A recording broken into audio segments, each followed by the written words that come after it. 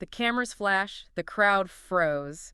And just like that, pop culture had its ultimate fairy tale climax. Welcome to Starscope Report. Join Jordan and Jamie as they uncover Hollywood drama, music industry shakeups, and viral influencer scandals. From red carpet surprises to social media controversies, we dive deep into the stories behind the fame.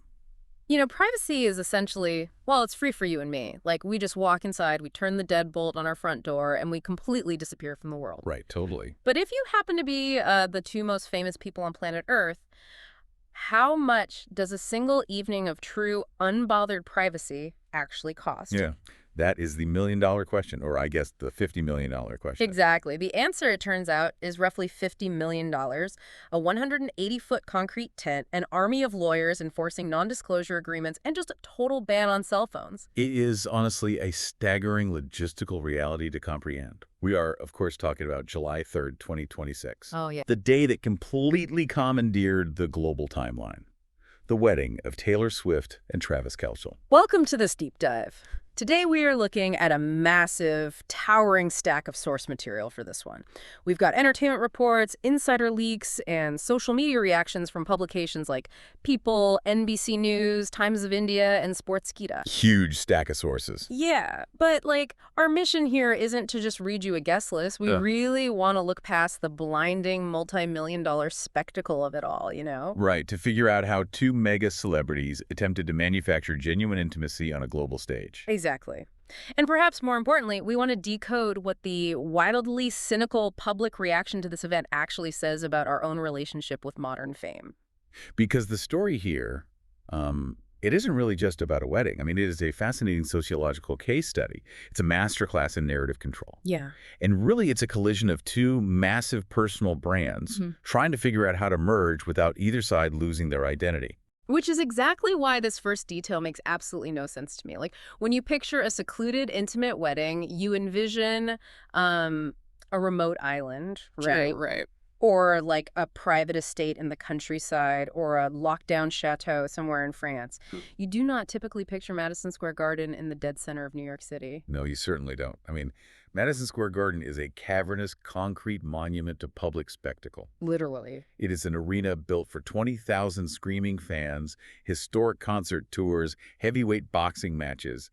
Choosing it as the venue for a private declaration of love just seems like a complete oxymoron. And yet they somehow managed to turn it into an impenetrable fortress. According to the reports, the logistics of locking down Madison Square Garden involved constructing a 180-foot tent. Wow. Yeah, just to shield the arrival and departure of guests from public view and paparazzi drones. That is wild. And there were incredibly strict non-disclosure agreements signed by every single vendor, staff member, and guest, plus a total uncompromising ban on cell phones. Which is precisely why the few details that did manage to leak out are so highly scrutinized. You can build a fortress, but human error is always the weak point. Always. We have to talk about the leak from AMC Theater's CEO, Adam Sandler. Oh my gosh, yes. He was one of the guests, and he actually took to X, formerly Twitter, to share a highly detailed account of the interior before swiftly deleting his post. The classic post and delete, but the internet never forgets. Never. Aaron leaked that the venue did not look or feel like Madison Square Garden at all. He called it a secret garden. So... Event designers draped the seating entirely in white, completely obscuring the structural infrastructure of the arena. There were real flowers, peach and white decor everywhere, and this is the detail that truly breaks my brain. Artificial illuminated trees towering 5 stories high. 5 stories. It is a staggering logistical achievement. Transforming a commercial sports arena of that scale into a lush, immersive countryside retreat is not your standard event planning gig. No, definitely not. Industry designers estimated that this level of transformation would cost somewhere between $35 and $50 million. Keep in mind, just renting the stadium alone reportedly costs $1 million per day. Let me stop you there, though, because I really have to push back on this whole concept of intimacy here. Okay, go for it. Building a 5-story fake forest inside a basketball arena for 1,000 people isn't a wedding. It's an immersive theater installation. Right. It's like constructing an exclusive Disney World theme park for a single night. I mean, how can true, raw vulnerability actually exist inside a $50 million heavily militarized fortress. Well, that is the ultimate tension of this entire event, right? It feels totally contradictory to us. Yeah. But to understand it, we really have to look at the mechanics of modern hyperfame. Right. Fame at this level isn't just a spotlight, it's a sheer vacuum. It sucks up every detail, every casual conversation, every private glance, and just monetizes it for public consumption. Yeah, that makes sense. So for you or me, as we said, privacy is as simple as closing a door. But for Swift and Kelce, extreme control and astronomical spending are literally the only tools they have to create a localized zero-gravity chamber where that vacuum can't reach them. So you're saying, like, the spectacle itself wasn't the point? Exactly. The spectacle wasn't for the public, no. The spectacle was the physical barrier erected to keep the public out. It was weaponized wealth acting as an invisibility cloak. Wow. Just a multi-million-dollar moat constructed solely to protect their intimacy. I find that deeply fascinating. The luxury wasn't a flex, it was a shield. Yeah. And that's not even the wildest part. Later in this deep dive, we'll talk about the shocking twist regarding the actual ceremony that literally nobody saw coming. Yes. But really quick, if you're loving this Hollywood twist so far, make sure you're subscribed. We've got even crazier stories ahead. So, getting back to it, if the arena and the fake trees were just the armor, what was actually happening inside? Because the moment you cross that multi-million-dollar moat, the entire narrative shifts. It totally shifts. Having established this massive cavernous space that they effectively shrunk down into a private terrarium, the ceremony itself had to serve as the emotional anchor. Right. If the environment was artificial, the emotions had to be overwhelmingly real to compensate, and they made some highly deliberate choices to ensure that happened. Starting with the fact that they completely scrapped the traditional bridal party. Yes. There were no rows of bridesmaids in matching designer dresses, and no groomsmen flanking the altar. Instead, Taylor's brother Austin served as man of honor, and Travis's brother Jason was the best man. Which I love. By choosing only their brothers, they anchored this massive, highly produced theatrical event in just simple family-first roots. Totally. When you are standing under 5-story artificial trees in a rented stadium, you need a grounding mechanism. Stripping away the entourage and just standing up there with your siblings sends a really clear psychological signal. Despite the billions of dollars and the global fame, at the core, this is just two families joining together. But then we get to the actual vows, and this is where the restraint just completely goes out the window. Oh, completely. They read handwritten vows from custom gold-bound books. And according to insiders from People magazine, each set of vows lasted a staggering 20 minutes. 20 minutes each. Yes, 40 minutes of spoken vows total. I cannot even imagine holding an audience captive for 40 minutes of pure earnestness. That is the length of a TED Talk. It really is. That is an entire episode of a sitcom. I just have to ask, at what point do vows stop being a private promise to your partner and start becoming a theatrical monologue for your 1,000 guests? I mean, I hear you. It sounds incredibly excessive to anyone outside of their specific ecosystem. But consider the currency these two individuals trade in, you know? Fair point. You have one of the most prolific, narrative-driven songwriters of a generation and an elite athlete who processes his life on one of the most popular long-form podcasts in the world. Right. As communicators, performers, and storytellers by trade, verbosity is quite literally their baseline. Words are the primary mechanism they use to navigate the world. Okay, yeah, that makes a lot of sense. They don't do anything in bullet points. Exactly. And according to NBC News, Taylor actually sang a portion of her vows. Of course she did. But the plot twist that reportedly shocked the guests was that Travis was the one who broke down crying almost immediately. Really? Yeah. One guest noted that he was, quote, gone within minutes. Wow. The expectation was that the bride, the one known for writing devastatingly emotional anthems, would be the emotional center, but Travis was completely overwhelmed. Which honestly subverts traditional gender expectations in a really refreshing way. It does. We often expect the stoic, armor-clad football player to keep it together while the romantic artist cries. By breaking down immediately, it introduced a level of unpolished, raw human feeling that you simply cannot buy, even with $50 million. So true. It proved that the emotional core of the event was completely intact. And they clearly anticipated the waterworks because they provided guests with embroidered lace handkerchiefs. Oh, that's a nice touch. But even this detail is wild to me. The handkerchiefs were monogrammed with TNT, the date July 3, 2026, and a lyric from Taylor's song, Blank Space, quote, So it's gonna be forever. Okay, that is a masterful, almost dizzying touch of personal branding woven directly into a deeply intimate moment. Right. I mean, Blank Space is a song that Travis has publicly stated is one of his favorites. But quoting your own intellectual property on your wedding day is a level of self-awareness that only a few people on Earth can actually pull off. Seriously. Well, wait till you hear what came next, because the reception was a total culture clash. Yes. Stay tuned and hit that subscribe button so you don't miss what's coming next, because we're getting into the aesthetic whiplash of this party. You would think that, like, stripping away the bridal party and crying through a 40-minute vocal marathon means they were rejecting Hollywood excess, right? You would think so. But the moment you look at the reception, that illusion just completely shatters. The aesthetic choices alone tell a drastically different story about who these people are. Oh, totally. The timeline progresses from this heavy, tear-filled, hyper-earnest ceremony into a reception that is essentially an exercise in aesthetic whiplash. Let's start with the wardrobe. They both wore custom Christian Dior haute couture designed by Jonathan Anderson. So chic? Very. Travis was in a sharp white tuxedo, and Taylor wore a striking white gown with a long veiled train. This was paired with custom Christian Louboutin shoes and Cartier jewelry. Nice.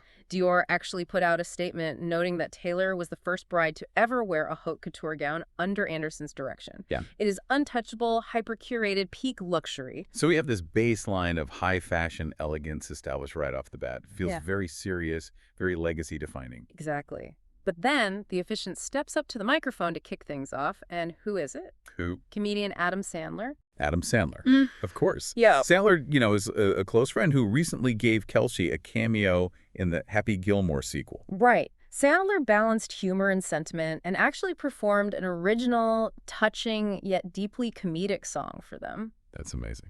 And the advice they were given was equally grounded. Chiefs coach Andy Reid shared the marriage advice Sandler gave the couple, which was just, quote, keep kissing every day, every minute. I love that. It immediately introduces this grounded, almost frat brother playfulness to the high fashion setting.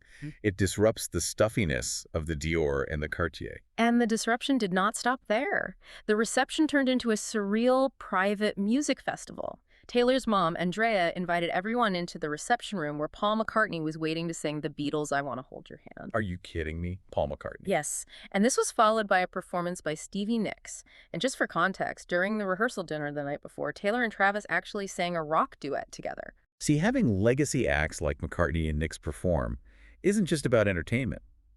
Sociologically, it is a cultural coronation. Coronation, yeah. It is the old guard of musical royalty anointing the new guard.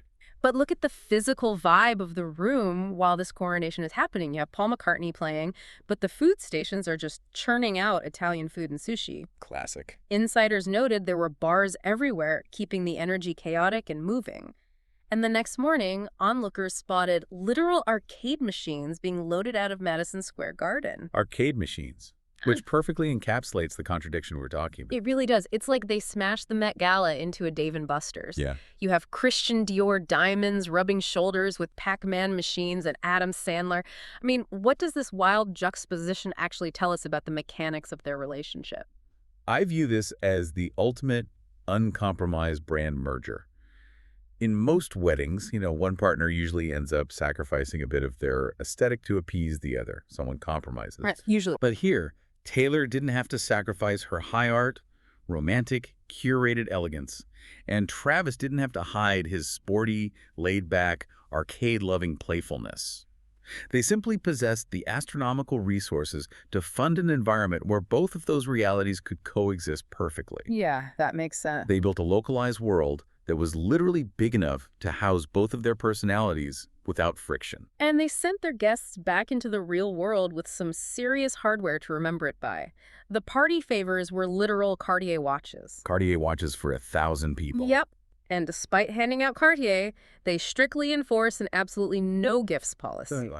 Then, they departed the venue in a classic 1970 Chevy Chevelle SS convertible with a glowing marquee reading Justin T. Married and custom license plates. Incredible. We also have to mention the philanthropy here, which serves as an interesting counterbalance to all that excess. Oh, absolutely. In the days surrounding the event, the couple donated $26 million to various charities, including food banks, pediatric cancer organizations, and $2 million specifically to Dolly Parton's Imagination Library. It's a massive injection of goodwill. Is it PR buffering to offset the sheer opulence of a $50 million party, or a genuine desire to spread the wealth? Probably a bit of both. Yeah, probably both. But while the guests were inside this zero-gravity chamber enjoying arcade games and sushi, the outside world was peering through the cracks of the fortress, and the public reaction was highly, highly complicated. It always is when an event of this magnitude is kept under wraps, Yeah. The public and the media are left to digest whatever scraps of information leak out, and the resulting narrative is incredibly revealing about our current cultural climate. So let's look at the guest list dynamics first, which in Hollywood operate less like party invitations and more like geopolitical alliances. This is so true. On one hand, you have literal global royalty.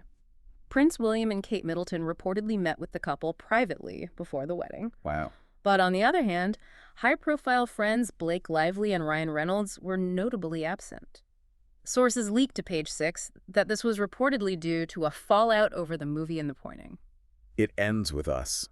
The contrast there is striking, and it highlights how celebrity inner circles actually function.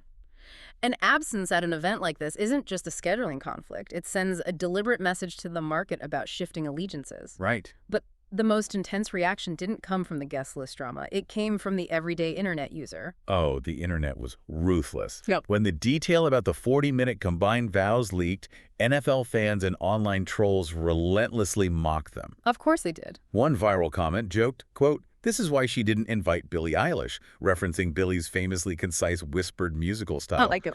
And thousands of others were joking about all the massive, battered football players in attendance, saying their bad knees and hips must have been aching from sitting in rented acrylic ghost chairs for nearly an hour of talking. It is a very sharp, cynical contrast to the romantic fairy tale narrative that the media was trying to spin. It really is. Yeah. Which makes me wonder, why is the public so eager to throw tomatoes at a couple who are just expressing their love? Yeah. Are we experiencing mass celebrity fatigue, or are we just petty that we weren't invited to the ultimate VIP party? Well, to understand this reaction, you need a quick primer on the psychology of parasocial relationships. Okay, lay it on me. The human brain evolved in small tribes, right? When we see a face consistently and hear a voice consistently, our brain subconsciously flags them as a member of our tribe. It doesn't fully differentiate between a real-life friend and a celebrity who talks into a microphone every week. So the fans feel like they genuinely know them. They feel deeply involved. Remember how this specific relationship started? Travis talked on his podcast in July 2023 about his failed attempt to give Taylor a friendship bracelet. Oh, right, the friendship bracelet. He invited the public into the narrative from day one. Fans watched the games, bought the jerseys, analyzed the lyrics, and rooted for the romance. The public feels a psychological sense of ownership over this love story. Because they feel like they helped build the momentum that brought them together. Exactly. So when the culmination of that relationship, the wedding, is suddenly locked behind a $50 million NDA-protected wall inside a concrete arena, that parasocial contract is broken. Oh, wow. The quote-unquote friends are shut out. And so the public reclaims their perceived ownership by mocking the details that do manage to leak out. That is so interesting. Poking fun at the 40-minute vows or the bad knees on ghost chairs is a form of cultural retaliation. There's a way for the internet to say, you might have excluded us from the party, but we still control the narrative. That completely reframes the trolling. It's not just baseless hate, it's a reaction to feeling rejected by a perceived friend. Yeah. The very thing that made them the most beloved couple in the world, their accessibility and their highly public courtship, became the exact thing they had to spend $50 million to escape for just one night. It is the ultimate paradox of modern mega fame. So what does this all mean for you, the listener? Why does a billionaire pop star and a millionaire athlete's wedding matter to your everyday life? Good question. Ultimately, this is a fascinating, extreme case study in boundary setting.